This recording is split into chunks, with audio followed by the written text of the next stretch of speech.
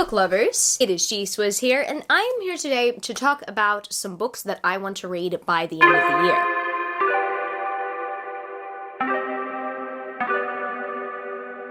If you didn't know, this is a 7 on Sunday topic, and I'm the host of 7 on Sunday. I will link the Goodreads page down in the description where you can check it out and you can participate in a topic in the future, or you can suggest a topic. And this week, I decided why not talk about the books that we want to get to by the end of the year. And I know that I do quarterly TBR videos, so that is also gonna come up pretty soon as well on my channel. However, personally, I've decided to separate the two. I did want to put this as a 7 on Sunday topic so everyone would be able to participate in something like this where we kind of go through the books that we want to read by the end of the year. This being said, my quarterly TBR video is still coming up, but that will more include anticipated releases of the end of the year that's coming out like within the quarter. Books that I've curated for this video today are more books that are currently on my physical TBR that I don't necessarily need to get to by the end of the year, but I would like to. Some of these books I feel the urge and the need to get to by the end of the year for certain reasons. However, overall, this list is more of a want rather than a need. Also, I technically have 7 books / series that I'm mentioning. Yes, guys, I'm finally sticking to the actual 7 on Sunday formula because a lot of the time I like making bigger lists just so that I don't have to make a second video later, which I tend to do a lot. I tend to make second parts. Sometimes when I include like 9 or 10 titles, it's mostly to do with that. So I guess without further ado, let's get into the books that I want to read by the end of this year. The first book I mentioned on this list today is a book that I've wanted to read for the last few months. I haven't gotten to it because I'm mostly just intimidated by it. I know that this book is going to make me feel a lot of things, and I honestly don't know how the author has intended to finish the series, but what I do know is that I want happily ever afters all around. I know that not every series ends with a happily ever after. However, I really feel like the characters in the series deserve a happily ever after more than anything, and I'm attached to the point that I will be so mad, forever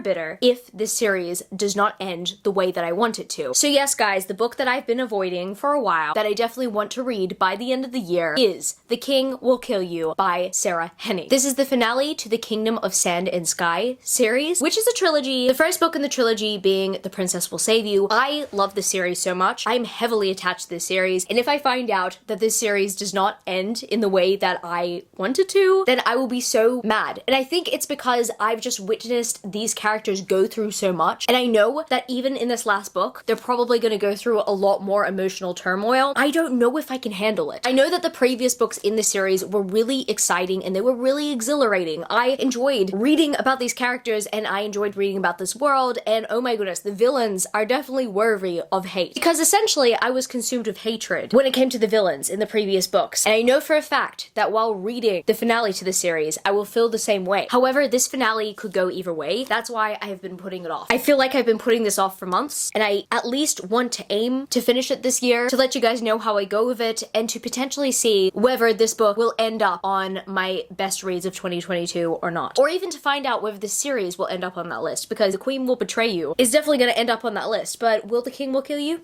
We'll see. Now we're continuing on with want territory because I definitely want to reread A Shadow in the Ember by Jennifer L. Armentrout. Do I need to? No. I feel like I remember enough about this book to continue on with the sequel. However, do I absolutely want to? Yes, I really do. I love this book so much, and I just know that I want to revisit what happened in this book. I really want to revisit Sarah's backstory. I really want to revisit the first time we meet Nyktos back in the day. I want to revisit it all. Honestly, I mean, I'm super hyped for A Light in the Flame, but I honestly feel like a reread will just consume me with even more excitement for A Light in the Flame. I cannot contain my excitement for another book in the series, or just even this trilogy in general. I love this trilogy so much so far, and I've only read book 1, but I just know last year my reading experience with A Shadow in the Ember was kind of magical. I want to experience that again. I don't need to reread it because I feel like I remember almost everything about this book, but I really want to. I want to get to this one by the end of the year, or at least before A Light in the Flame. And the next book that I want to read by the end of the year is a book that I technically put on my 22 books I want to read before the end of 2022, TBR, and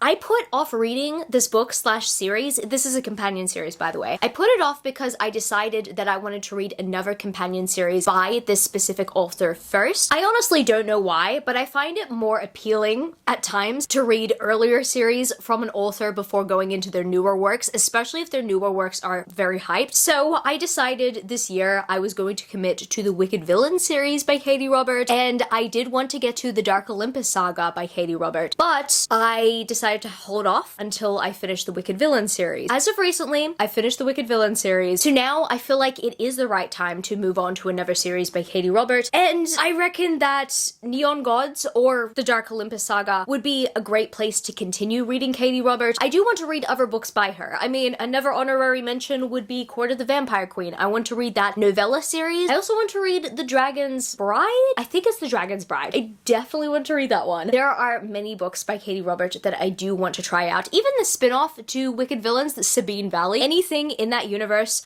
I will read. I'm at least going to aim to read Neon Gods by the end of the year. I did read Desperate Measures at the end of last year, and I didn't continue on with the Wicked Villain series straight away. So I'm gonna take this series as it comes. You know what? Just enjoy the ride like the Wicked Villain series. I cannot wait to let you guys know how I go with at least the first book in the Dark Olympus saga. But unlike the relaxed reading plan I have with Katie Roberts' Dark Olympus series, I don't technically have a relaxed plan here with the Twisted series. I want to read all these books by the end of the year. Honestly, don't know if I will, but what I do know is that I actually read this a few months ago. As soon as I finished Twisted Love, I was compelled to continue on with the rest of the series. However, I didn't have all the books at the time, so I have all the books now. But I just know that once I get into Twisted Games, it will all escalate from there. I'm very much looking forward to this. I mean, I'm not challenging myself to read these books. These are definitely more a want than a need. I could save these for next year. However, I just know that after book one, this series is addictive. I know I'm gonna have a good time with this. And the next book that I definitely want to read by the end of the year is, once again, not a necessity. However, I really want to continue on with this companion series, and I honestly don't know why I didn't as soon as I finished the second book in the series, but I want to get to the third book in the Entangled with Fae companion series. The third book being Kiss of the Selkie, and this is a Little Mermaid reimagining. In Heart of the Raven Prince, which is the second book in the Entangled with Fae companion series, we meet Princess Maisie, and I'm so excited to read her story. It looks like the events between that book and this book kind of intertwine, they interconnect, and I need to know what happens in her world, in her story, in her kingdom, essentially. And also, on top of that, Tessandra Odette's writing style is absolutely fun to read. See, the thing with Tessandra Odette's books is that she not only has a very engaging writing style, the way that she writes her characters just makes them seem very much engaging and very much relatable, unless of course they are the antagonist type of character. But not only that, Tessandra Odette's books are magical and addictive, and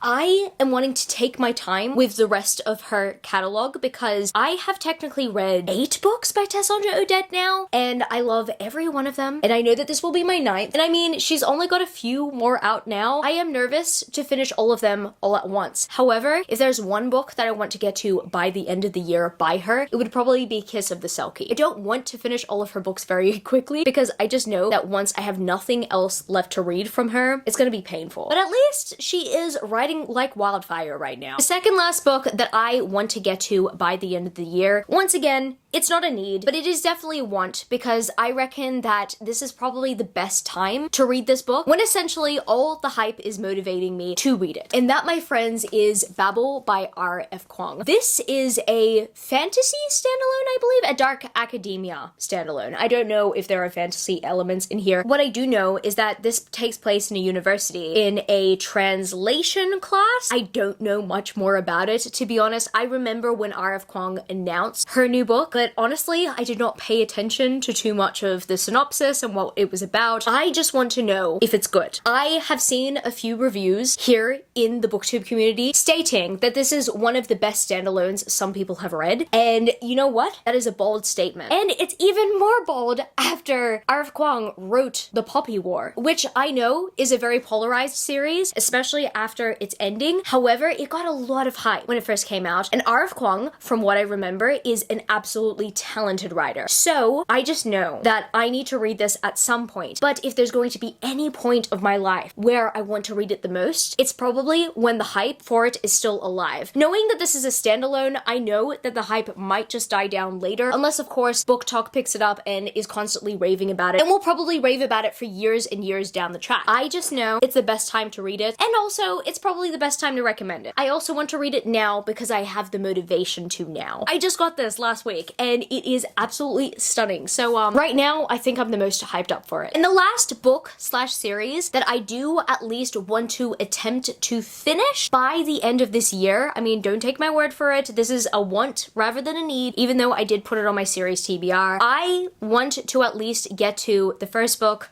Stalking Jack the Ripper by Carrie Maniscalco, or the series. I have heard great things about this series ever since it first came out, and when it first came out, I had no interest in reading Stalking Jack the Ripper whatsoever. The more and more people talked about it, the more tempted I was. And then when I finally read Kingdom of the Wicked by Carrie Maniscalco, I'm so in the mood to talk about it because I just finished my reread of Kingdom of the Cursed while I'm talking right now. I just now feel even more hyped to try the series out. And I have mentioned this previously on my channel. I put off reading this book series because I wanted more beautiful covers and I ended up getting the Bookish Box special editions. So now I can read it. I am definitely challenging myself to read this at around like Halloween time or just before then because it fits in with the vibe. I also want to read this book series for the sake of reading another thing by Carrie Maniscalco because I very much enjoy the Kingdom of the Wicked series and I definitely want to read more by her. I really love the way that she writes. I love the way that she writes her characters and the plot. I just absolutely enjoyed Kingdom of the Wicked and I just know that anything I read from her, I will definitely somewhat enjoy. I honestly don't know whether I will prefer Stalking Jack the Ripper to Kingdom of the Wicked, but at this point, that doesn't really matter. What matters is actually trying it out first and seeing how I go. So that is going to be it for this video today, book lovers. If you happen to stay to the end of the video, leave me the blue heart emoji. I don't know, I just feel pretty blue today. And if you happen to enjoy this video, don't forget to give it a thumbs up and subscribe to my channel if you haven't yet already. Join the amazing community of book lovers. And also, I have social medias. I'm at GSwizzleBooks on Twitter and Instagram, and I'm also Goodreads. That's www.goodreads.com/gswizzle. And finally, I'm at TikTok. I'm at gswizzle on TikTok if you want to follow me there for some bookish content. I love you, book lovers, and I will see you later.